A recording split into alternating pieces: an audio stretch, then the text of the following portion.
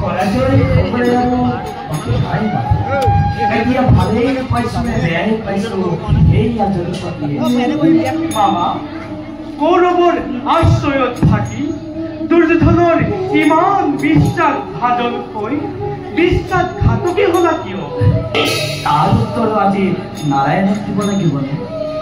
তুমি নিষ্ঠুৰ মামা। মই মোৰ কৰ্তব্য কৰিছো।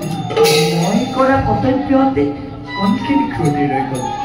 ভাগিন ভাগিন ভাগিন ভাগিন বুলি মুখৰে অমৃতেৰে ভুলাই অন্তৰত চিৰ ভঞ্চিত হলা হল বিষ খোৱাতকৈ সন্মুখ ভাৱনত সখী ধাৰণ কৰি শত্ৰুতা আচৰণ কৰা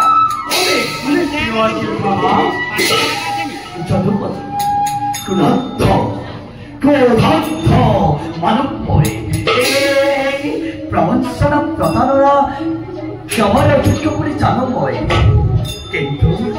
কিন্তু পূৰ্ণ ব্ৰহ্ম ভগৱানৰে কপতি নিত্যাতকৈ মোৰে আচৰণ বেছি দুখনীয়াহে মাথো তুমি ভুল বুজিছা মামা। সদায় ভুলকে কৰি কৰি ভুলতে গৈ ফচিছো এতিয়া আৰু সেই সময়তে সেই ভুল নাভাগে মাথো মামা